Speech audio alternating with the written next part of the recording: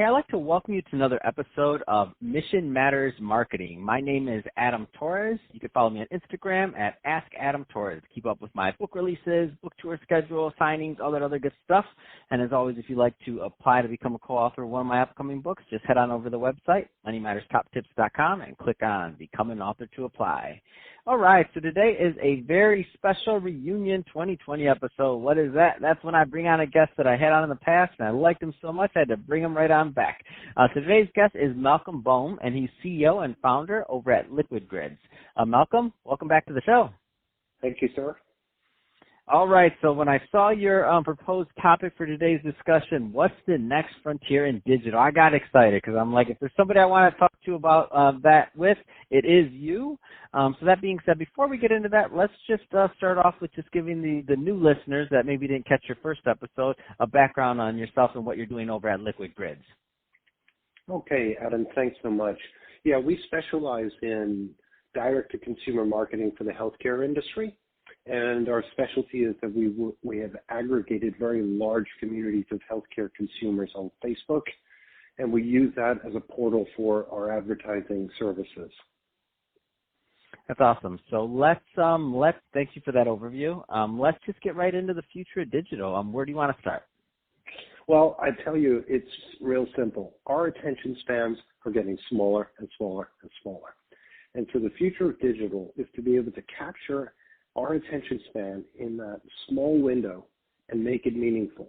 And I think there are two words going forward: AI, artificial intelligence, of course, and personalization. Those two things are critical to be able to retain the attention of us consumers that are shrinking and shrinking and shrinking in terms of our willingness to engage in something online. And no better way to see this with the prominence now of this new platform, TikTok. Short form video, right?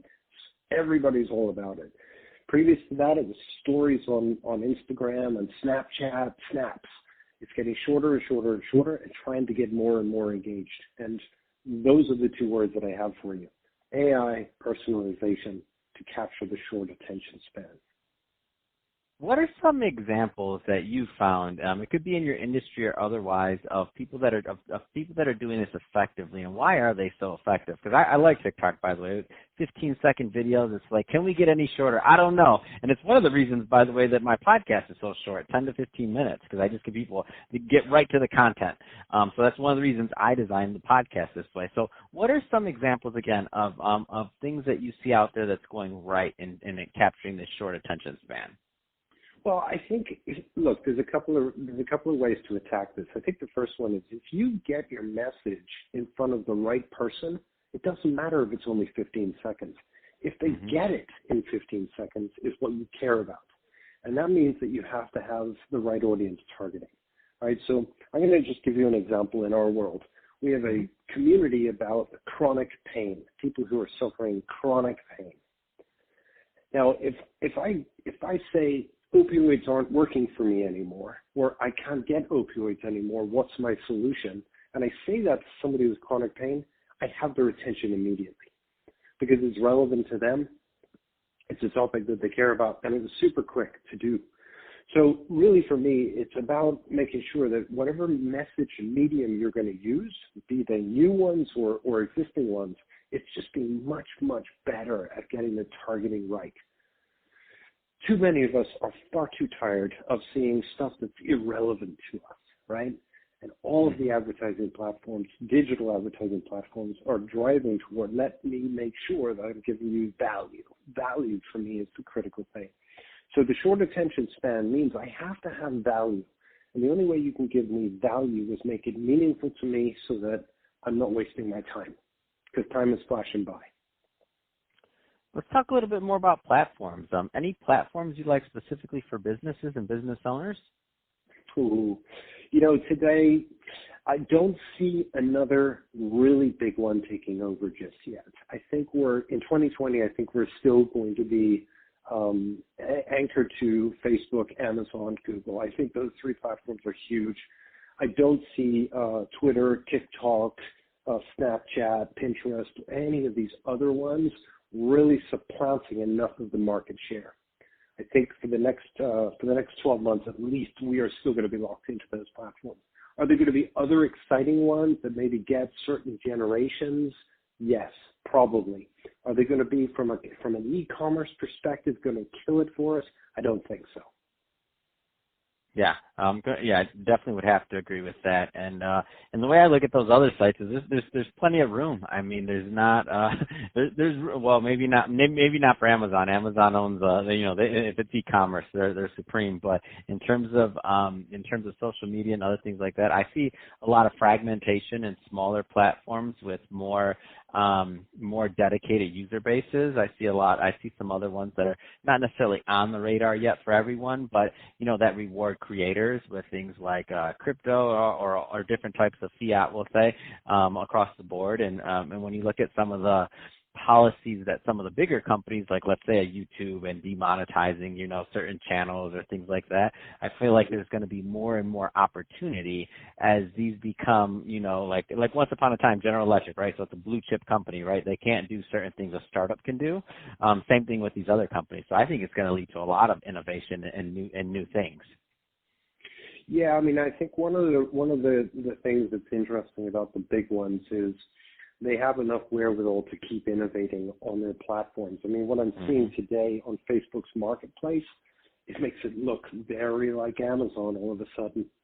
So there's a lot of innovation going on those platforms to make sure that we're sticking with them. But yeah, I mean, there's definitely some interesting opportunity coming in, and of course, I didn't say voice. Voice to me is de facto. It's part of the whole game, right? Be it Alexa or Google equivalent, et cetera. I think voice is going to be a really, really important part of this.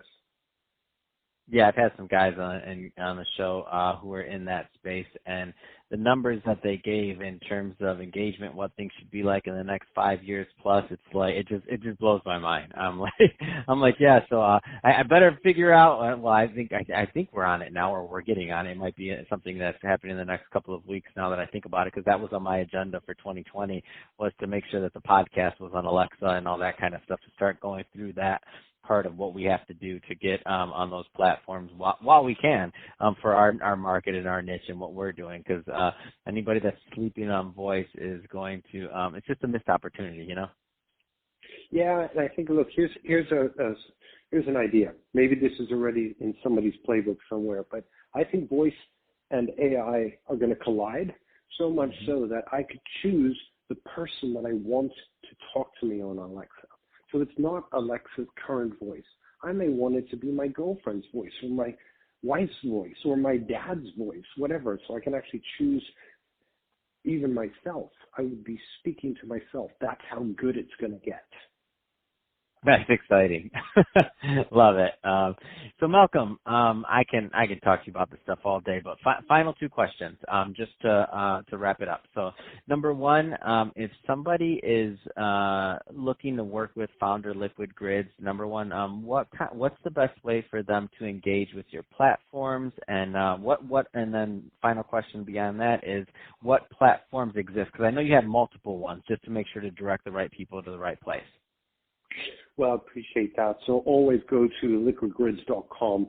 We actually rebirthed that website in the fourth quarter last year. It's got some really cool graphics on it, but it also has a listing of all of our consumer communities that we've built. So there are 13 or 14 different communities in various different therapeutic areas that we invite anybody to join. They're completely free to join. A lot of great engagement, a lot of great disease discussion for support, awareness, and education for anybody that might be suffering from or knows somebody that's suffering from.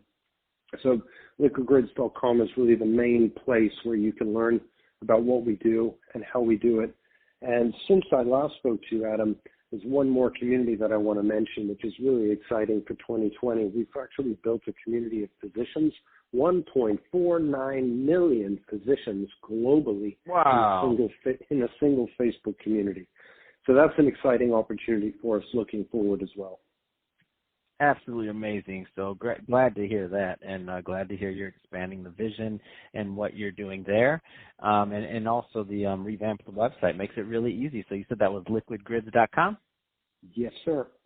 All right, perfect. Well, hey, Malcolm, really appreciate you coming back on the show and sharing more about what's going on over at Liquid Grids, of course, but also in your new community, but also talking about, the future of technology and digital and what that looks like. So all great stuff there. And to the audience, as always, thank you for tuning in. Hope you got a lot of value out of this. If you did, don't forget to subscribe to the podcast, leave me a review on the Apple iTunes Store, share this with your friends, your family, do all those great things we do to support our podcasters. I really do appreciate it. And Malcolm, thanks again for coming on the show.